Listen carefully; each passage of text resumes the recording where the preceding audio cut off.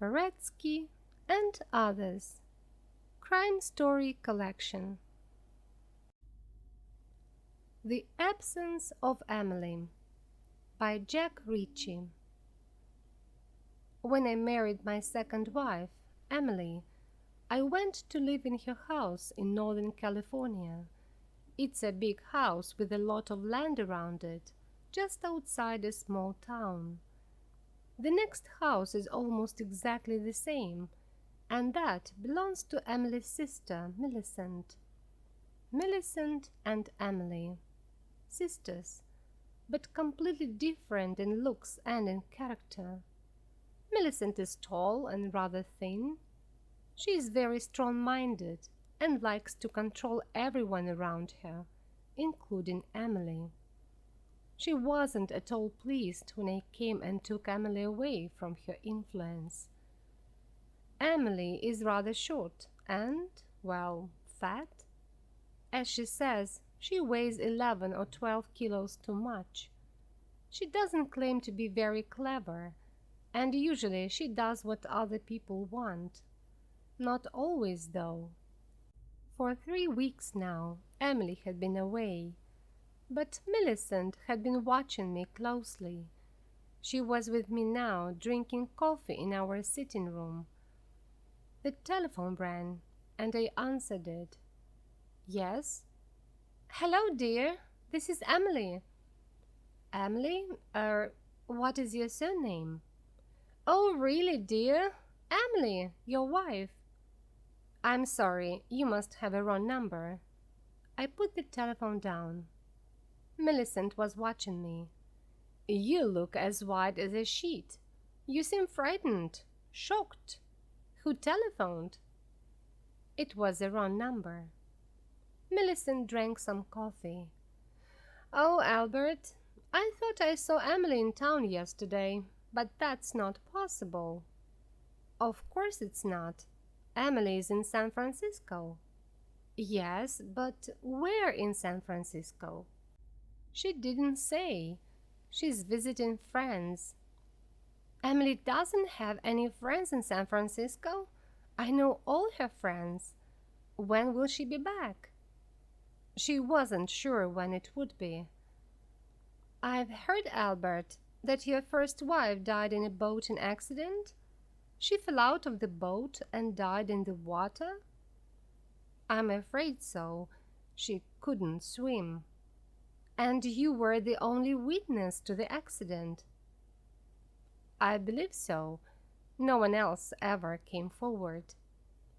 Did she leave you any money, Albert? That's nothing to do with you, Millicent. In fact, Cynthia had $50,000 of life insurance and one sailing boat. Poor Cynthia! She had taken her boat out alone that day. I had seen the accident from the boat club and rushed out in another boat, but it was too late to save her. Millicent finished her coffee and left. When she had gone, I went for a walk through the woods behind the house. I walked to an open space between the trees, which had a little stream running through it. How peaceful it was here, quiet, a place to rest. I had been coming here often in the last few days. I sat down on a fallen tree near the stream and thought about Emily and Millicent. Their houses and land were very similar, so you would expect them to be equally rich. But this was not the situation, as I discovered after my marriage. Emily owned her house and the land around it, but she could not afford to employ people to look after them. Millicent, on the other hand, employed a lot of people in her house, and even a lawyer to look after her money. She must have $1 million at least. On Tuesday afternoons, I usually go to the supermarket in town. Today, in the car park, I saw a small, rather fat woman across the street, walking away from me. She wore a purple dress and a brown hat. It was the fourth time I'd seen her in the last 10 days. I hurried across the street. She turned the corner and I started to run. When I reached the corner, she was nowhere in sight. I was standing there when a car stopped beside me. It was Millicent. "What are you doing, Albert? I saw you running. I've never seen you run before." "Oh, I was just taking a little exercise." I was still breathing hard as I walked back to the supermarket. The next morning, when I returned from my walk to the stream, I found Millicent in the sitting room pouring some coffee for herself. "I've been in the bedroom looking at Emily's clothes," Millicent said. "I didn't see anything missing." "Why should anything be missing? Has there been a thief in the house?" "Don't tell me that Emily went off to stay with friends in San Francisco without any luggage." "She had luggage, though not very much."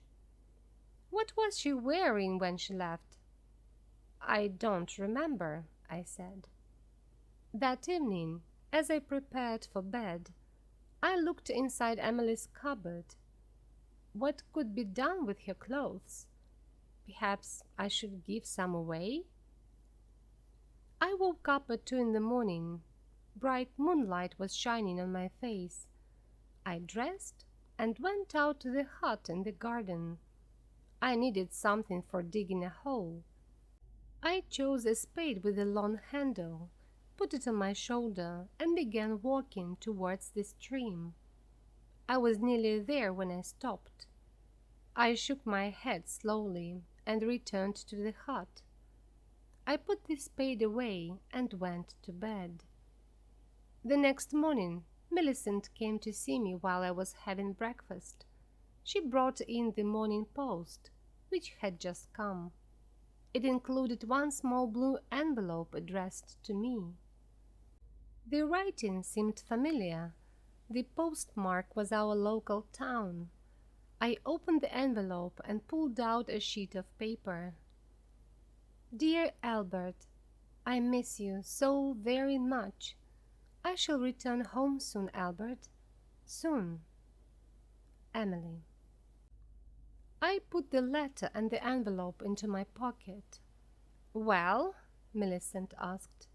"I thought I recognized Emily's writing on the envelope. Did she say when she'll be back?" "That is not Emily's writing. It's a letter from my aunt in Chicago." "I didn't know you had an aunt in Chicago." "Don't worry, Millicent. I do have an aunt in Chicago." That night, I was in bed but awake when the telephone beside my bed rang. "Hello, my sweet. This is Emily." "You're not Emily. You're someone else." "Don't be silly, Albert. Of course this is me, Emily." "You can't be Emily. I know where she is, and she couldn't telephone at this time of night." "You think you know where I am?" "No, I'm not there now. It was too uncomfortable, so I left, Albert." I got out of bed and dressed. I went downstairs to the study and made myself a drink. I drank it slowly. It was nearly 1 o'clock in the morning when I went to the garden hut again and took out the spade. This time I went all the way to the space between the trees. I stopped beside the highest tree of all. I began taking big steps, counting at the same time. 1, 2, 3, 4. I stopped at 16. Then I began digging. I had been digging for nearly 5 minutes when I heard a shout, and suddenly there were people all round me, shining lights in my face. I recognized some of the people who worked for Millicent, including her lawyer. Now Millicent herself stepped forward. "So you wanted to be sure she was really dead, Albert? And the only way to do that was to return to the place where you buried her." "I'm looking for old Indian knives," I said. There is a belief that if you find one in the light of the moon, it will bring you good luck. Millicent took no notice of this. She pointed to some people I didn't know. "These are private detectives," she said. "They have been watching you 24 hours a day, ever since I guessed what really happened to Emily." She pointed at a small, rather fat woman. "That's Mrs. Macmillan. She was the woman in the purple dress, and she copied Emily's writing. And this is Miss Peters. She is good at copying voices, and she was the voice of Emily you heard on the telephone." They were also two detectives who had brought their own spades. Now they began digging in the hole which I had started. "We knew you were getting worried, Albert," said Millicent. "You almost dug her up last night, didn't you? But then you changed your mind. That was lucky, because last night I didn't have so many people to watch you. Tonight we were ready and waiting." The detectives dug for about 15 minutes and then paused for a rest. "This ground is very hard," said one. They went on digging until the hole was 2 meters deep. "Nothing has been buried here," said the other. "The only thing we found was an old Indian knife." I smiled at Millicent. "What makes you think I buried Emily?" I left them and returned to the house. I had guessed from the beginning that Millicent was responsible for the false Emily that had appeared to me in different forms. It was all part of her plan. What had been her aim? Well, she believed that I had killed her sister, so she wanted to frighten me until I broke down and said, "Yes, yes, I killed her." I had been playing a game too. I wanted her to think I was frightened, and, of course, I wanted her to think I had buried the body in that place in the woods. Now I was in a strong position. She had called me a murderer in front of all those witnesses. I could take the matter to a court of law and demand a large sum of money from her. But she wouldn't want to let that happen. She wouldn't want the world to know she had been stupid.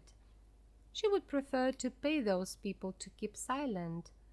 Would that be possible?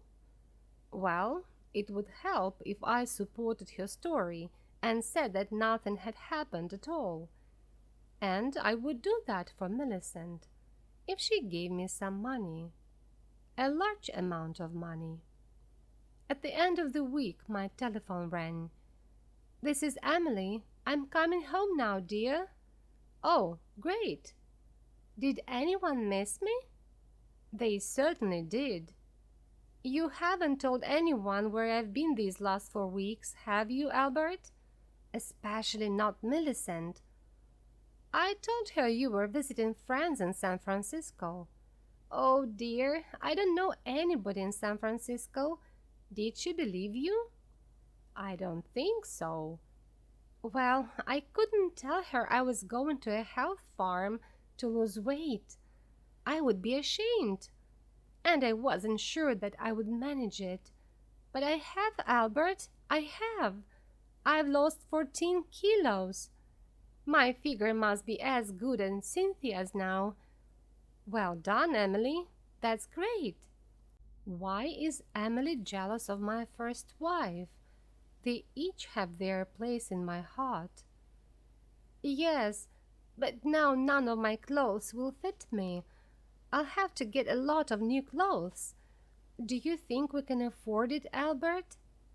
"Ah, we can now, with some help from Millicent."